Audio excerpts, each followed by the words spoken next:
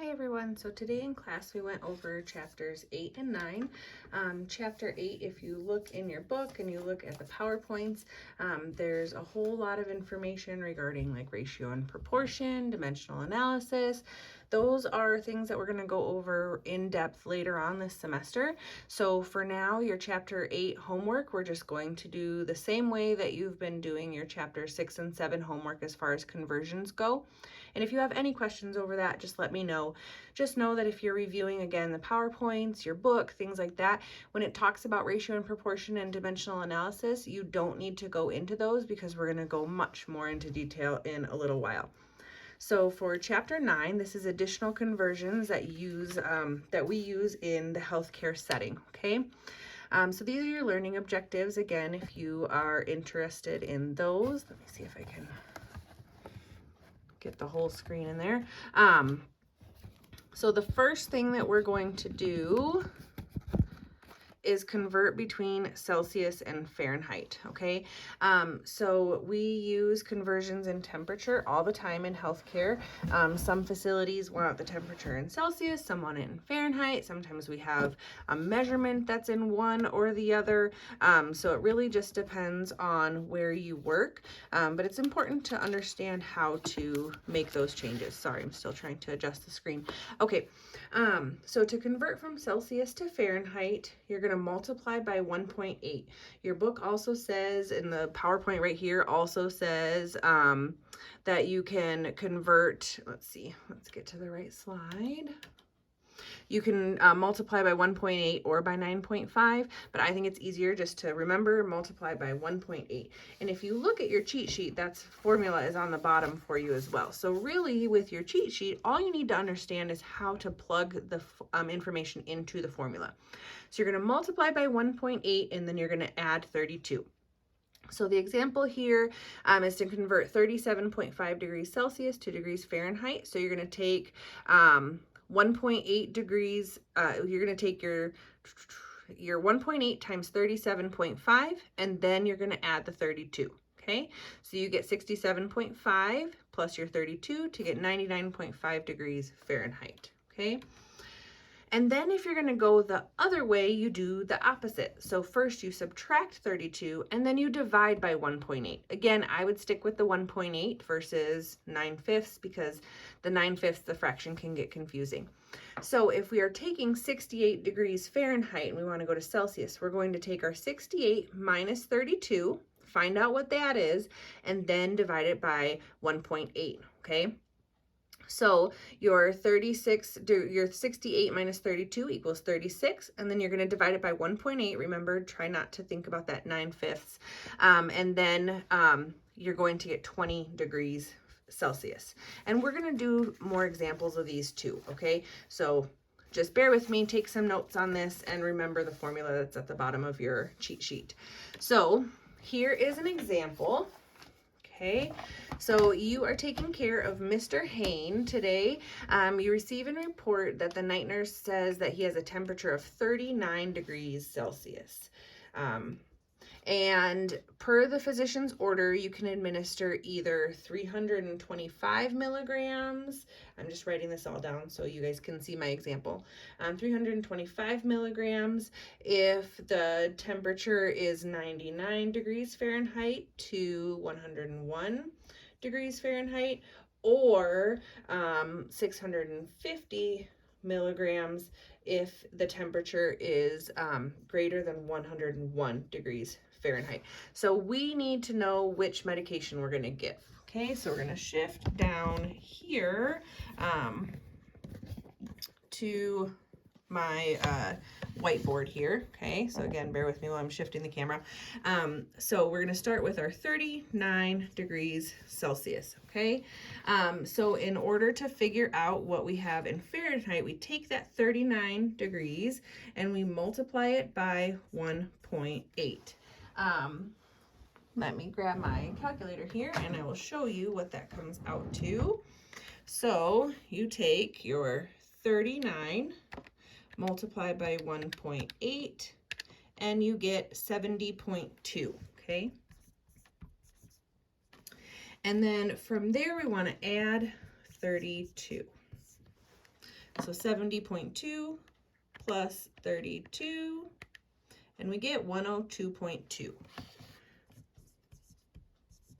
degrees Fahrenheit. Okay, so based on our answer there, we know that our temperature is greater than 101, so we're going to give that 650 milligrams of Tylenol. Okay, okay, let's go back here. Okay, so there we go. Our answer is 102.2 degrees Fahrenheit, and we're going to give the 650 milligrams of Tylenol.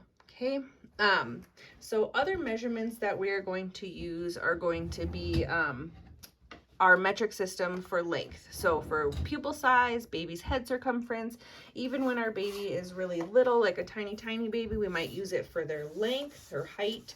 We're going to use it for wounds, for incisions, everything like that. Okay. So our conversion factor that we need to remember is 1 centimeter equals 10 millimeters. But if you have your cheat sheet and you have your you know, kilo, hecto, deca, base, deci, centi, milli, micro written out, you can just move the decimal there, okay? So if our incision is 25 millimeters long, how many centimeters is it? You can take your 25 divided by 10 to get 2.5 centimeters, or you can just move the decimal point, okay? Then we have to convert inches, okay, because we deal a lot with inches. So our conversion factor here is that 1 inch equals 2.5 centimeters. So think smaller to larger, you're going to divide. So if we have 30 centimeters that we want to take to inches, then we need to divide. 30 divided by 2.5 gives us that 12 inches. And again, we're going to do more practice with this, okay? So it is also important to understand how to convert body weight. We use kilograms in the healthcare system, but most people use pounds. So it's very important when we're talking about weight that we're converting into kilograms, okay? So a lot of medications are going to be delivered in milligrams per kilogram or microgram per kilogram, and you're going to learn those calculations later on in the semester. But the step that we need you to learn now is that 2.2 pounds is 1 kilogram, okay? So we're only going to work with our pounds and kilograms now. So for example, if we have 65 pounds to kilograms, you're going to take 65 pounds divided by 2.2, and then you're going to get 29.54. And remember, we're going to round that to 29.5. Okay. Now you're going to have pounds and ounces to kilogram, okay? So 16 ounces is 1 pound. So remember, there's a difference when we're talking about pounds and ounces. So if I have, let's see, 14.2 pounds, that is different than 14 pounds 2 ounces, okay? So it's very important that we are using the correct measurement when we are doing math here. Let's see. So the example here is that a child weighs 10 pounds 2 ounces. So to do this, you have more notes on the bottom of your cheat sheet, okay? So we need to take our ounces, which is 2 ounces, and divide it by 16, okay? So we're going to get the 0.12. We're going to add our pounds. I know that this says that you can round there, but we round at the end, okay? We're going to add our pounds to get 10 pounds 1.2 or 10.12 pounds, and then we're going to divide by that 2.2 to get our kilograms, okay? And we're going to do plenty more practice. And then to go from kilograms to pounds, we're going to multiply by 2.2, okay? So 1 kilogram is 2.2 pounds. So a child that weighs 24.7 pounds or kilograms times 2.2 equals 54.34. And then we round it to 54.3. Remember, we always are going to do all of our math and then round at the end. So our patient here, his fever has subsided. He tells you that he feels like he lost weight. He says that his usual weight, I'm writing this down, is 200 pounds, okay? When he came in, he weighed 88 kilograms. So I want to know how many pounds he's lost, okay? So let's go down here to our whiteboard.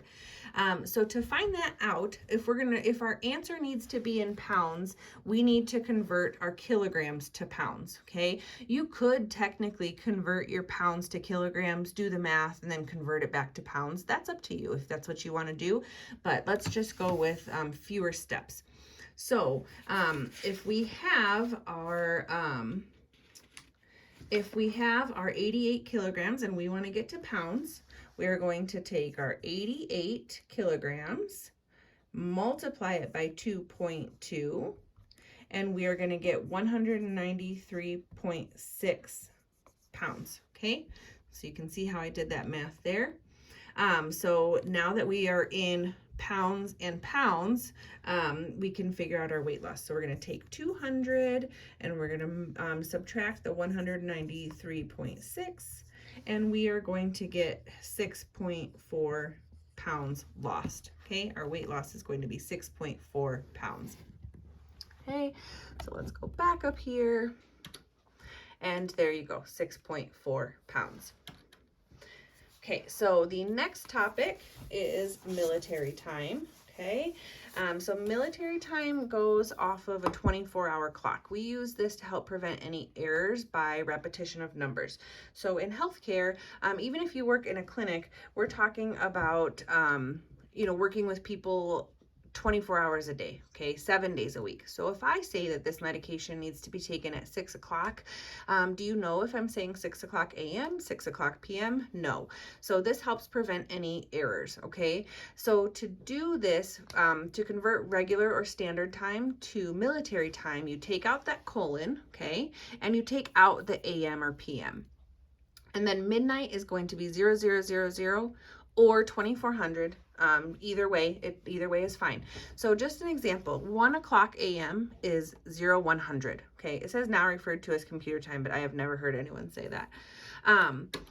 So here is your 24-hour clock. This picture is in your book as well. So to convert an a.m. time, we take out the colon, take out the a.m., and then add a 0 to the beginning to make it a 4-digit number. So the example that they have here is 8:45 a.m., and that now becomes 0845, okay? To convert a p.m. time, we take out the colon, we take out the p.m., and then we have to add 1200. So let's go down here and do that, okay?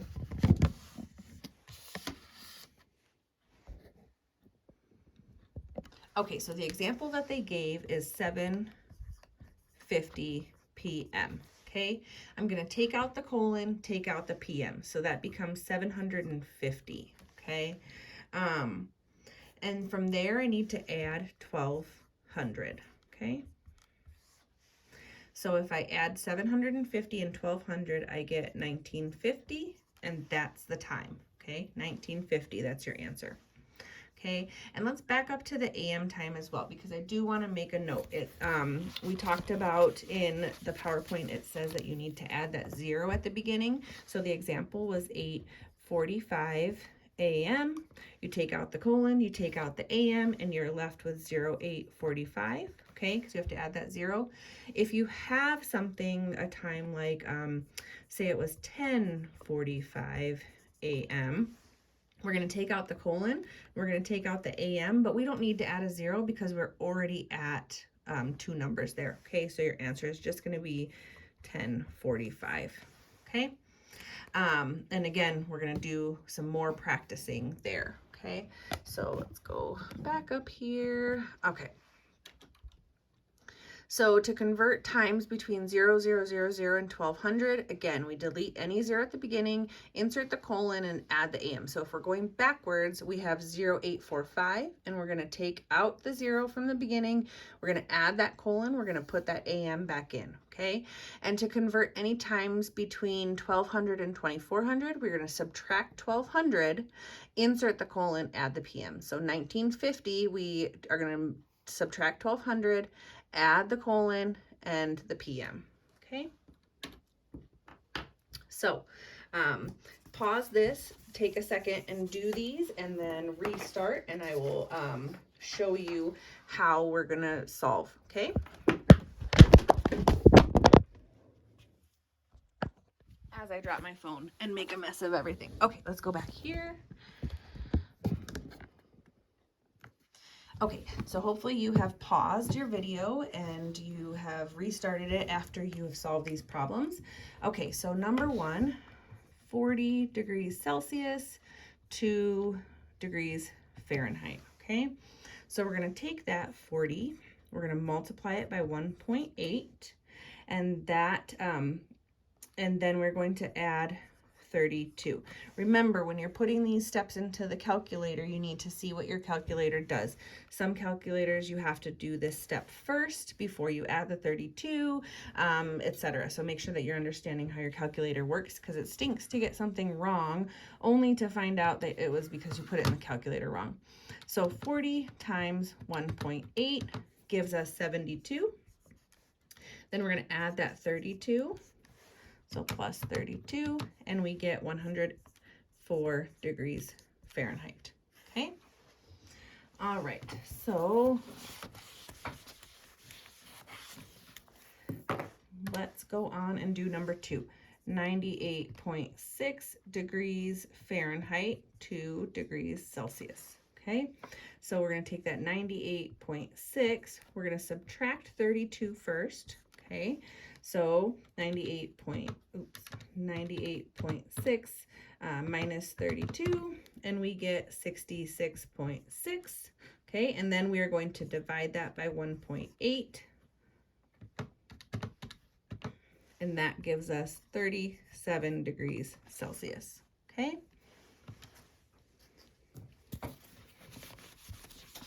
Okay. All right, so then we're gonna go on to 67 centimeters to millimeters, okay? So I am going to take 67 times 10 to get 670. Or you can take 67 and move the decimal, move the decimal one place to the right and get your 670, okay? Okay, and then next we're gonna do 5 inches to centimeters. This one involves math, okay? So we're gonna take 5 and we're gonna multiply that by our 2.5 and we're gonna get 12.5 centimeters, okay?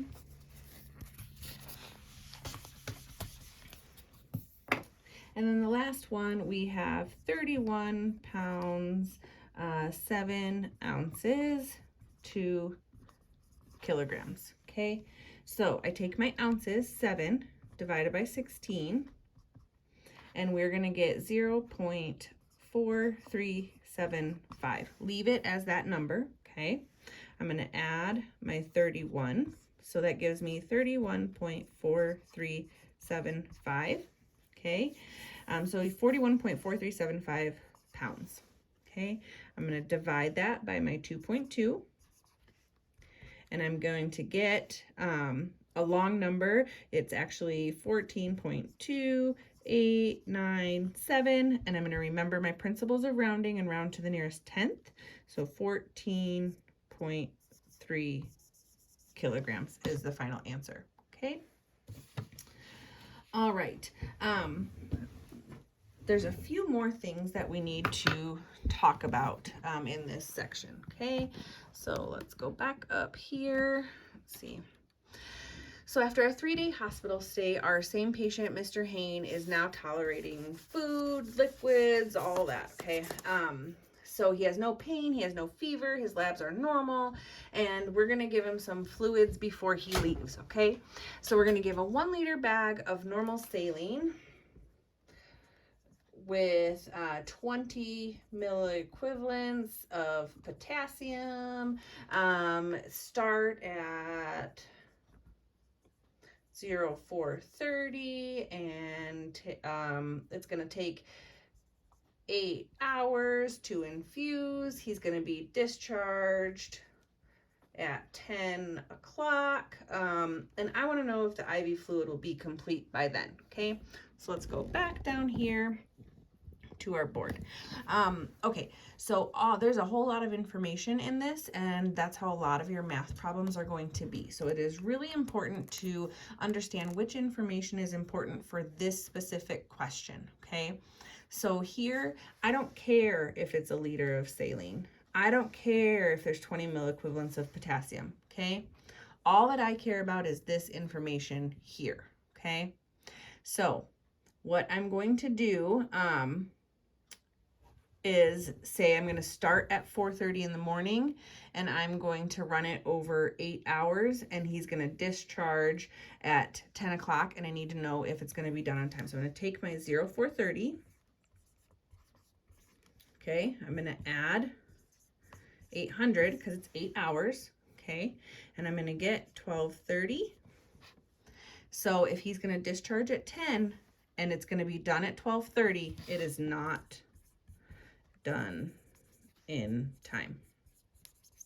Okay, so the actual problem is quite simple, but you get tons and tons of information that you don't need, and that's really common in math problems. So make sure that you're paying close attention to exactly what the question's asking you, okay? So let's see, that is it for the presentation for chapter 9, but I do want to go over some practice problems. So I'm going to stop this recording, and then I will upload a separate one with more practice problems, okay? So please, please, please watch both.